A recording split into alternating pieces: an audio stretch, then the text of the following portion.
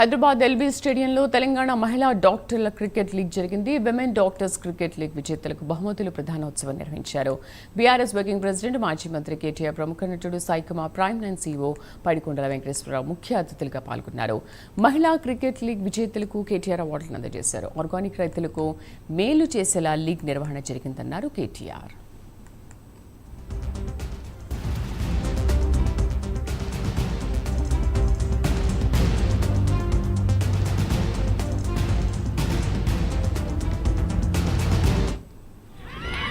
एक बार खेल दिया हवा में गेंद और ये catch.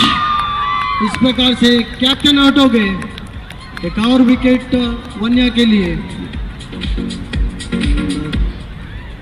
They have dismissed the captain of missions Subhashini Rath.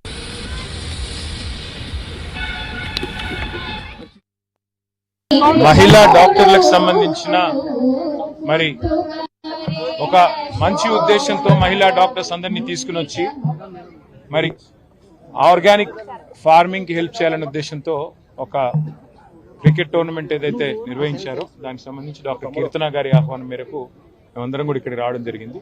చాలా చక్కగా మరి విన్నర్స్ కి, అదే విధంగా రన్నర్స్ అప్ కి, ఇందులో పార్టిసిపేట్ చేసిన ప్రతి ఒక్కరికి, మహిళా వైద్యురాలందరికీ, అట్లాగే వారి చేత సపోర్ట్ చేయబడుతున్న ఫార్మింగ్ కమ్యూనిటీ మొత్తానికి కూడా హృదయపూర్వకంగా శుభాకాంక్షలు, అభినందనలు తెలియజేస్తూ మరి ఇట్లాంటి ఎఫర్ట్స్ ఇంకా విస్తరించాలి, జిల్లాలకు కూడా వెళ్ళాలి. దానికోసం తప్పకుండా మా పార్టీ తరఫున కూడా అన్ని రకాలుగా అండగా నిలబడతామని చెప్పి వారికి నేను తెలియజేయడం జరిగింది. మీడియా కూడా దీనికి సహకరిస్తున్నందుకు మీకు కూడా ప్రత్యేకంగా అభినందనలు. ఇలాంటి ఎన్నో ఇనిషియేటివ్స్ ఇంకా రావాలి.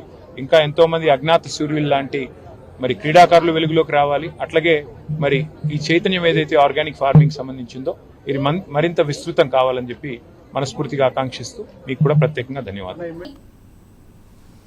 మహిళా వైద్యులకు సంబంధించిన క్రికెట్ లీగ్ ఇదని, దీంతో వచ్చిన ప్రైజ్ మనీని ఆర్గానిక్ ఫార్మింగ్ రైతులకు ఉపయోగపడేలా ఈ లీగ్ పెట్టారన్నారు. మహిళా వైద్యులందరికీ శుభాకాంక్షలు తెలిపారు కేటీఆర్. ఇలాంటి ఎన్నో కార్యక్రమాలు జరగాలన్నారు. అదేవిధంగా ఎమ్మెల్యేల ఆటలు పోటీల్లో తాము పాల్గొనబోము అన్నారు కేటీఆర్. సభను ఇంకా 10 రోజులు నడపాలని కోరామని, చాలా సమస్యలు ఉన్నాయి, మాట్లాడాల్సినవి అవన్నీ ఏవీ చేయకుండా అర్ధాంతరంగా సభ వాయిదా వేసి తాము ఆటలు ఆడతామంటే ప్రజలు స్వాగతించరన్నారు.